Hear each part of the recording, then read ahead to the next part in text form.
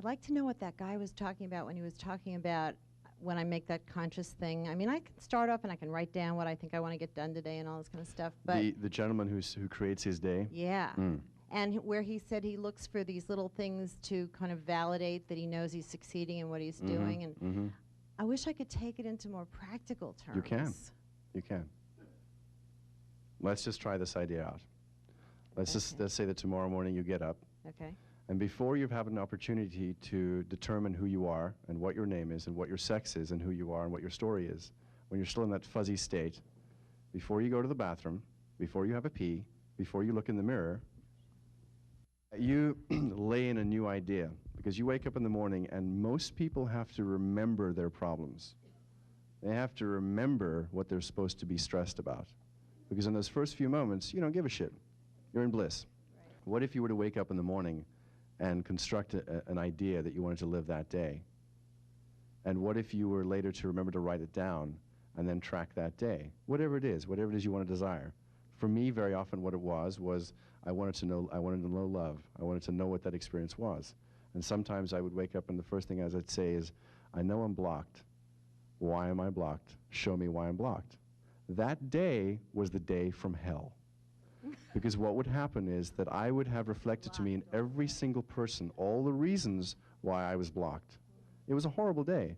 Now, the first few times I was felt very victimized. And then later on I realized, let me just write down what I'm saying that I want to experience, and then when I get to the end of the day I can remember. And then the aha started happening. I think it's really simple. Whatever's firing here is what happens out here.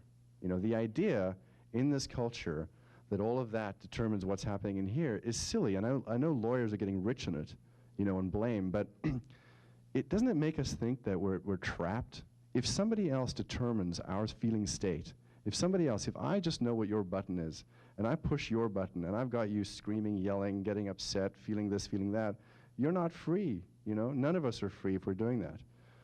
So I often think to myself, what if before I have a chance to screw my day up completely, I lay an idea in there, something I want to experience.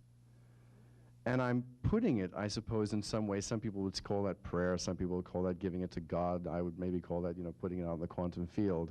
But there is something that seems to be holding this artifact of reality together. This holodeck is there. We may be projecting our mind onto the holodeck, but somebody made something made the holodeck. So those are perhaps the surprises, is that whatever makes that holodeck, which I think has a sense of humor, look at some of the animals in the world, and some of the people, will feed back some moments that are so bizarre, some synchronicities that are so bizarre, that you start to think, wait a minute, something's very suspicious. It starts to feel like the Matrix. You start to see the glitches in the Matrix. And the more and more you do this, the more glitches you start to see. And when you start to see glitches, you start to think, you know what, shit, I think I'm actually doing this. I think I'm actually creating some of this. That's my thought. I mean, that would be a way to start. But you have to start. You have to do it before you establish who you are. Because once you've established who you are, you're in the zone. You're gone. Yeah. You're off.